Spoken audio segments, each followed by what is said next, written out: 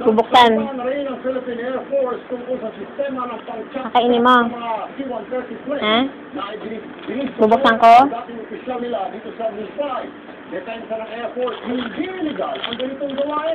Kiss mo na.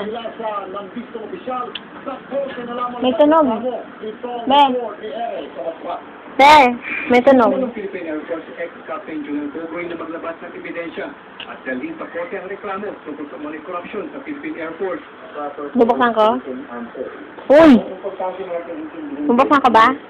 Ang Air Force. Kakainin mo. As interested as you do and as anybody else, to correct if there are things that should be corrected. Gita ni Opol, hindi lamang sa Air Force nangyayari ang ginagawang pangangahoy ng mga tinatawag na line item para sa spare parts sa mga aeroplano.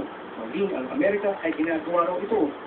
Gita ni Opol, hindi lamang sa Air Force nangyayari ang ginagawang pangangahoy ng mga tinatawag na line item para sa spare parts sa mga aeroplano.